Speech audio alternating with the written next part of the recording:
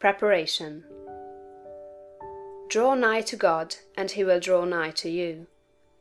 If you become like God, you can read His thoughts, and if you do not, you will find the inspirational perception of truth impossible. You can never become a great man or woman until you have overcome anxiety, worry, and fear.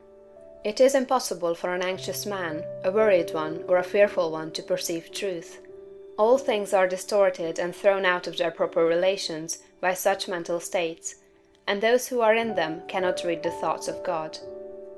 If you are poor, or if you are anxious about business or financial matters, you are recommended to study carefully the first volume of this series, The Science of Getting Rich.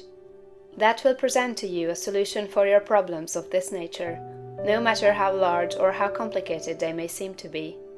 There is not the least cause for worry about financial affairs.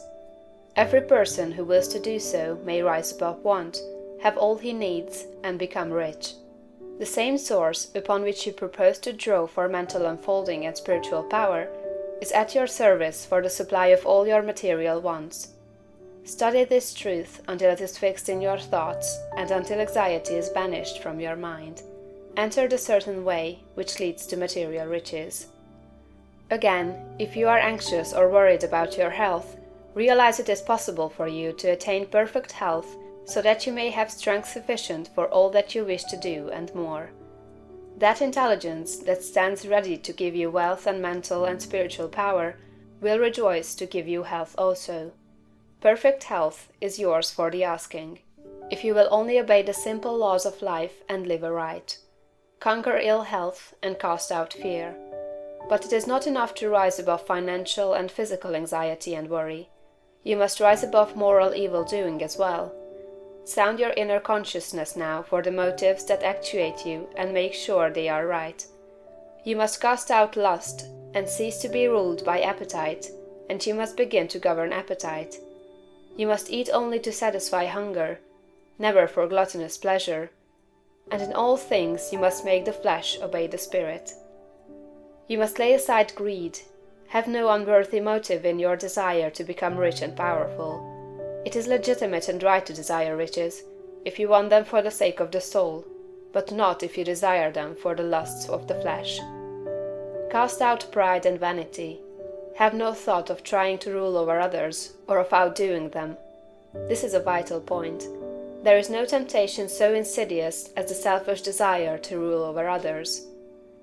Nothing so appeals to the average man or woman as to sit in the uppermost places at feasts, to be respectfully saluted in the marketplace, and to be called Rabbi, Master. To exercise some sort of control over others is the secret motive of every selfish person.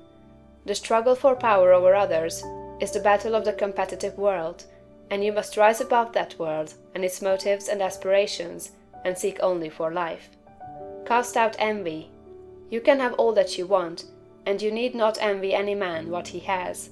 Above all things, see to it that you do not hold malice or enmity toward anyone. To do so cuts you off from the mind whose treasures you seek to make your own. He that loves not his brother loves not God. Lay aside all narrow personal ambition, and determine to seek the highest good and to be swayed by no unworthy selfishness. Go where all the foregoing, and set these moral temptations out of your heart one by one, determined to keep them out. Then resolve that you will not only abandon all evil thought, but that you will forsake all deeds, habits, and courses of action which do not recommend themselves to your noblest ideals. This is supremely important. Make this resolution with all the power of your soul, and you are ready for the next step towards greatness,